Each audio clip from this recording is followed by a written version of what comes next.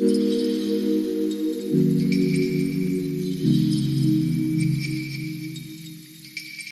Everyone, welcome to food crush ಮೇಘು vlogs.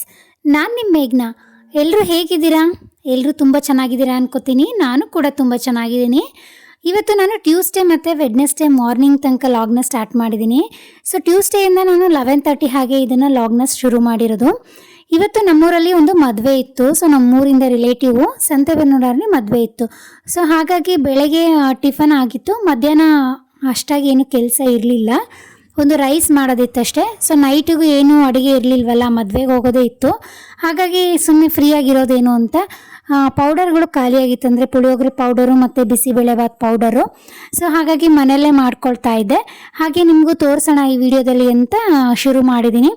ಅದಕ್ಕೆ ಬೇಕಾಗಿರೋಂಥ ಧನಿಯಾ ಮತ್ತು ಉದ್ದಿನಬೇಳೆ, ಜೀರಿಗೆ ಎಲ್ಲನೂ ಒಟ್ಟಿಗೆ ಇಟ್ಕೊಂಡ್ರೆ ಮಾಡೋದಕ್ಕೆ ತುಂಬ ಈಸಿ ಆಗುತ್ತೆ ಅಂತ ಎಲ್ಲನೂ ಒಂದೇ ಕಡೆ ಇಟ್ಕೊತಾ ಇದ್ದೀನಿ. ಅದನ್ನು ಮನೆ ಹತ್ರನೇ ಕರಿಬೇ ಗಿಡನ ಇದೆ. ಸೊ ಹಾಗಾಗಿ ಫ್ರೆಶ್ ಆಗಿ ಒಂದು 7ರಿಂದ 8 ಹೆಸಳನ್ನ ತೊಗೊಂಡು ಬಂದಿದ್ದೀನಿ. ಪುಳಿಯೋಗರೆಗೂ ಮತ್ತು ಬಿಸಿಬೇಳೆ ಬಾತಿಗೂ ಎರಡಕ್ಕೂ ಚೆನ್ನಾಗುತ್ತೆ ಅಂತ ಅದನ್ನ ನೀಟಾಗಿ ವಾಶ್ ಮಾಡಿ, ಅದನ್ನು ನೀರೆಲ್ಲ ಇರುತ್ತಲ್ಲ ಅದನ್ನೆಲ್ಲ ಸ್ವಲ್ಪ ಬಟ್ಟೆಲೇ ಒರೆಸ್ಕೊತಾ ಇದ್ದೀನಿ.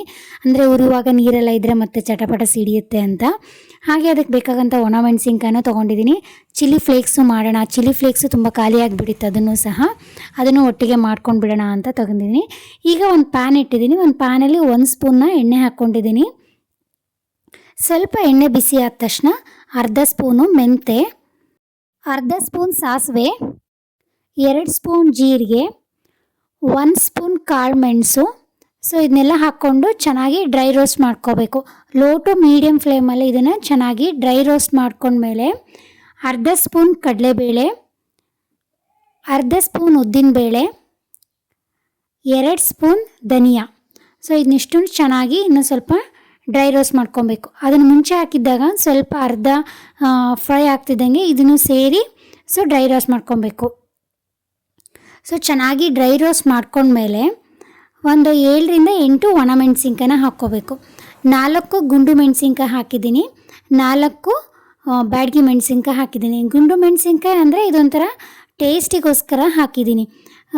ಇದು ಆಪ್ಷನಲ್ಲು, ಇಲ್ಲಾಂದರೆ ಗುಂಟೂರು ಮೆಣಸಿನ್ಕಾಯಿನೂ ಹಾಕ್ಕೋಬೋದು.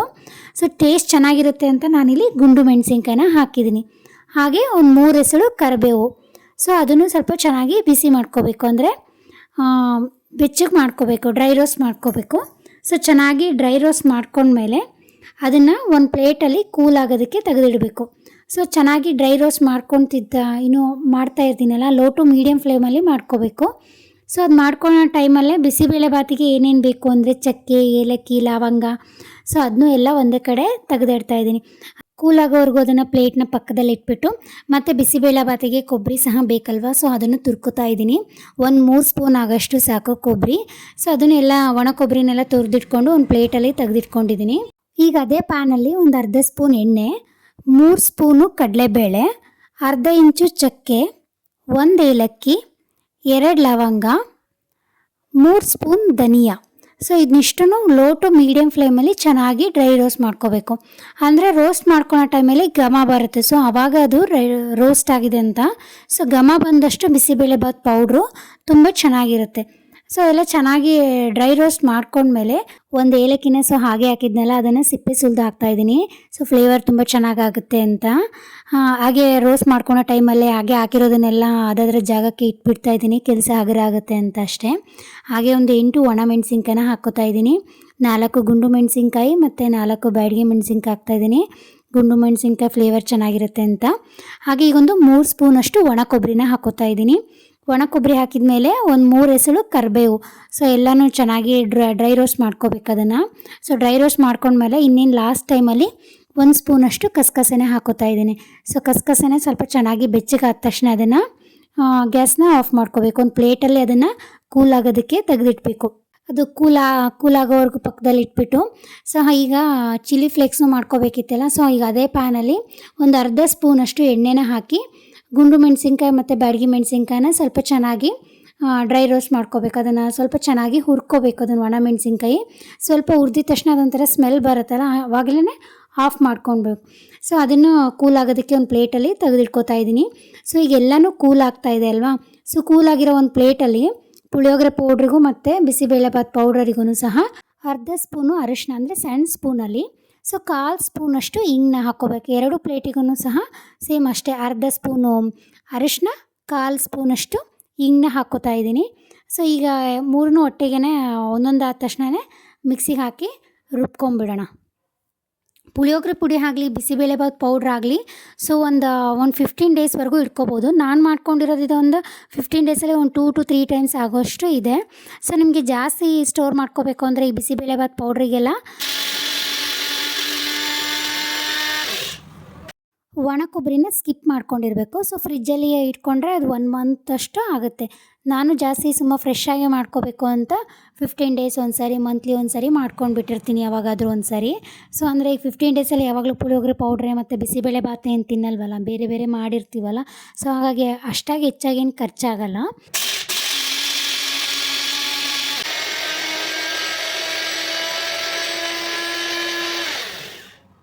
ಸೊ ಹಾಗಾಗಿ 15 ಡೇಸ್ ಒಂದು ಸಾರಿ ಇಲ್ಲ ಮಂತ್ಲಿ ಒಂದು ಸಾರಿ ಯಾವಾಗಾದರೂ ಫ್ರೀ ಇದ್ದಾಗ ಮಾಡ್ಕೊಂಡಿರ್ತೀನಿ. ಆಲ್ಮೋಸ್ಟ್ ಆಫ್ಟರ್ನೂನ್ ಏನಾದರೂ ಕೆಲಸ ಇರಲ್ವಲ್ಲ, ಸೊ ಆ ಟೈಮಲ್ಲಿ ಇದನ್ನೆಲ್ಲ ಮಾಡ್ಕೊಂಡು ಬಿಟ್ಟಿರ್ತೀನಿ. ಸೊ ಈಗ ಚಿಲ್ಲಿ ಫ್ಲೇಕ್ಸ್ನೂ ಸಹ ಹಾಕ್ಕೊಂಡು ಮಿಕ್ಸಿ ಮಾಡ್ಕೊತಾ ಇದ್ದೀನಿ.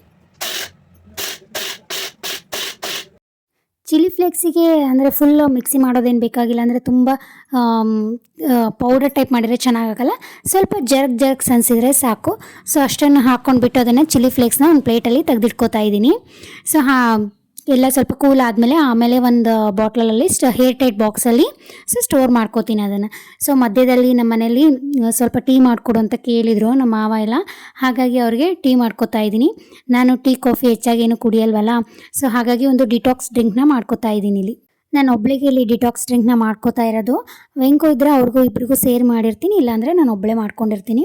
ಸೊ ಒಂದು ಬೆಟ್ಟದ ನೆಲ್ಲಿಕಾಯಿ, ಒಂದು ಎಸಳು ಕರಿಬೇವು, ಒಂದು ಸ್ವಲ್ಪ ಶುಂಠಿ, ಒಂದು 1/4 ಸ್ಪೂನ್, ಒಂದು 1/4 ಭಾಗದಷ್ಟು ನಿಂಬೆಹಣ್ಣು, ಸ್ವಲ್ಪ ಮೆಣಸು, ಇಲ್ಲಿ ಒಂದು ಅರ್ಧ ಕಪ್ಪಷ್ಟು ನಾನು ನೀರನ್ನ ಹಾಕಿ ಮಿಕ್ಸಿ ಮಾಡ್ಕೋತಾ ಇದ್ದೀನಿ. ಅದೆಲ್ಲ ಫುಲ್ ಮಿಕ್ಸಿ ಆದಮೇಲೆ ನೆಕ್ಸ್ಟ್ ಇನ್ನೊಂದು ಅರ್ಧ ಕಪ್ನ ನೀರನ್ನ ಹಾಕಿ ಮತ್ತೆ ಮಾಡ್ಕೋತೀನಿ.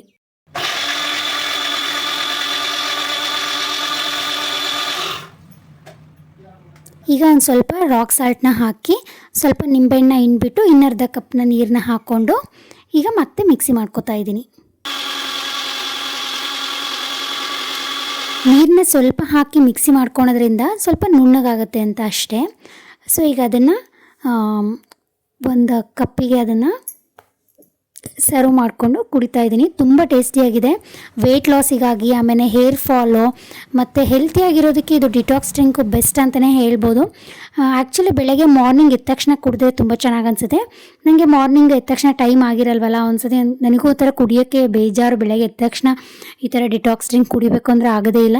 ಸೊ ನಾನು ಹಾಗಾಗಿ ಏನು ಮಾಡ್ತೀನಿ, ಮಾರ್ನಿಂಗೆಲ್ಲ ಟಿಫನ್ ಆದಮೇಲೆ ಒಂದು 12 o'clock, 11:30 ಇಲ್ಲ 12:30 ಹಂಗೆ ಇದನ್ನು ಡಿಟಾಕ್ಸ್ ಡ್ರಿಂಕ್ನ ಮಾಡಿಕೊಂಡು ಕುಡಿತೀನಿ. ಸೊ ಈಗೆಲ್ಲ ಡಿಟಾಕ್ಸ್ ಡ್ರಿಂಕ್ನೆಲ್ಲ ಕುಡ್ದಾದ್ಮೇಲೆ ಸೊ ಎಲ್ಲ ಪಾತ್ರೆಗಳೆಲ್ಲ ಇತ್ತಲ್ಲ, ಸೊ ಅವಾಗಲೇ ಎಲ್ಲ ಕ್ಲೀನ್ ಮಾಡಿಕೊಂಡ್ರೆ ಕೆಲಸ ಆಗುತ್ತೆ ಅಂತ ಆಮೇಲೆ ಒಂದು ಸ್ವಲ್ಪ ರೈಸಿಗಿಟ್ಟು, ರೈಸ್ ಆದಮೇಲೆ ಎಲ್ಲರೂ ಸಹ ಅನ್ನ ಸಾರು ಊಟ ಮಾಡಿದ್ವಿ. ಸೊ ಸಂಜೆ ಮದುವೆ ಇರೋದ್ರಿಂದ ನೇಲ್ ಪಾಲಿಷ್ನ ಹಚ್ಕೋತಾ ಇದ್ದೀನಿ. ನೇಲ್ ಪಾಲಿಷ್ ಅಂದರೆ ನನಗೆ ತುಂಬಾ ಕ್ರೇಜ್ ಇತ್ತು ಡಿಗ್ರಿಯಲ್ಲಿ. ಸೊ ಅವಾಗೆಲ್ಲ ನಾನು ತುಂಬಾ ತೊಗೋತಾ ಇದ್ದೆ. ಇವಾಗ ನನ್ನ ಕಬೋರ್ಡಲ್ಲಿ ಒಂದು 5 to 6 ಇರ್ಬೋದು. ಇವಾಗ ಫಂಕ್ಷನಲ್ಲಿ ಹಬ್ಬ ಇರೋದ್ರಲ್ಲೇ ಹಚ್ಕೋತಾ ಇರ್ತೀನಿ. ಸ್ವಲ್ಪ ಕ್ರೇಜ್ ಕಡಿಮೆ ಆಗಿದೆ. ಡಿಗ್ರಿಯಲ್ಲಿ ನನ್ನ ಕಬೋರ್ಡಲ್ಲಿ ಏನಿಲ್ಲ ಅಂದರೂ ಒಂದು 10 to 20 ನೇಲ್ ಪಾಲಿಷ್ ಇತ್ತು. ಅಷ್ಟು ಕ್ರೇಜ್ ಇತ್ತು ನೇಲ್ ಪಾಲಿಷಿಗೆ. ಇವಾಗ ಸ್ವಲ್ಪ ಕಡಿಮೆ ಆಗಿದೆ. ಸೊ ಈವ್ನಿಂಗ್ ನಾನು ಈ ಸ್ಯಾರಿನ ವೇರ್ ಮಾಡೋಣ ಅಂತ ಅಂದ್ಕೊಂಡಿದ್ದೀನಿ.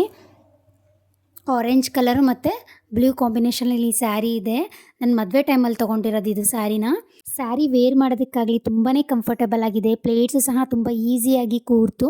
ಸೊ ಬೇಗ ಅಂತಲೇ ಕ್ವಿಕ್ಕಾಗಿ ನಾನು ರೆಡಿ ಆದೆ. ನನಗೆ ಮೇಕಪ್ ಅಂದರೆ ತುಂಬಾ ಇಷ್ಟ. ಸೊ ನನಗೆ ಇದು ಸಿಂಪಲ್ ಮೇಕಪ್ ಅನಿಸುತ್ತೆ. ಸೊ ನೋಡಿ ನನ್ನ ಫೈನಲ್ ಲುಕ್ ಈ ಥರ ಇದೆ. ನಮ್ಮ ಆಂಟಿ, ನಮ್ಮ ಅತ್ತೆಯವರು ಸೊ ಫಂಕ್ಷನಲ್ಲಿ ರಿಲೇಟಿವ್ಸ್ನೆಲ್ಲ ಮಾತಾಡ್ಸ್ಕೊತಾ, ಅವ್ರ ಜೊತೆ ಫೋಟೋಸ್ನೆಲ್ಲ ತೆಗೆಸ್ಕೊತಾ ಸೊ ಫಂಕ್ಷನ್ನ ತುಂಬ ಎಂಜಾಯ್ ಮಾಡಿದ್ವಿ.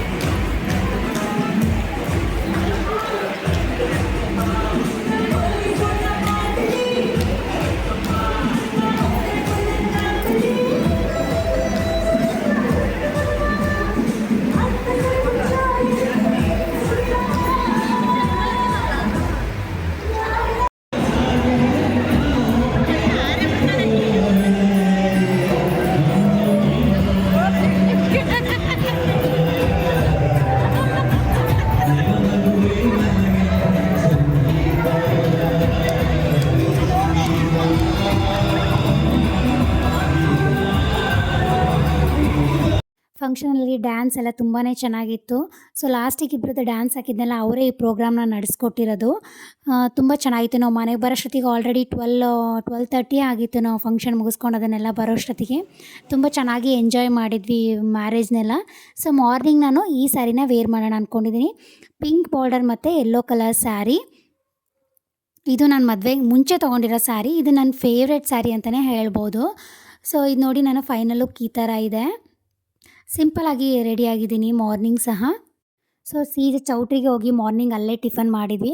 ಸೊ ಎಲ್ಲ ರಿಲೇಟಿವ್ಸ್ನ ಬೆಳಗ್ಗೆ ಸಹ ಬಂದಿದ್ದರು. ಎಲ್ಲರನ್ನೂ ಚೆನ್ನಾಗಿ ಮಾತಾಡ್ಸ್ಕೋತಾ ಸೊ ಫಂಕ್ಷನ್ನ ಎಂಜಾಯ್ ಮಾಡಿದ್ವಿ. ಸೊ ಹಾಗೆ ಮಧ್ಯಾಹ್ನ ಊಟ ಮುಗಿಸ್ಕೊಂಡು ಸೊ ಅಲ್ಲೇ ಒಂದು ಸ್ವಲ್ಪ ತಿತ್ತು. ಅಲ್ಲಿ ಮಾರ್ನಿಂಗ್ ಸಹ ಡ್ಯಾನ್ಸು ಸಹ ಇತ್ತು. ಅದನ್ನು ಸಹ ನೋಡಿಕೊಂಡು ಎಲ್ಲ ಎಂಜಾಯ್ ಮಾಡಿಕೊಂಡು ಬಂದ್ವಿ. ಸೊ ಈ ವಿಡಿಯೋ ಇಷ್ಟ ಆಗಿದೆ ಅನ್ಕೋತೀನಿ. ಈ ವಿಡಿಯೋ ಇಷ್ಟ ಆದರೆ ನೀವು ಒಂದು ಲೈಕ್ ಮಾಡಿ, ಶೇರ್ ಮಾಡಿ, ಕಮೆಂಟ್ ಮಾಡಿ. ಫಸ್ಟ್ ಟೈಮ್ ನನ್ನ ಚಾನಲ್ನ ನೋಡ್ತಾ ಇದ್ದರೆ ಸಬ್ಸ್ಕ್ರೈಬ್ ಆಗಿ. Thank you all.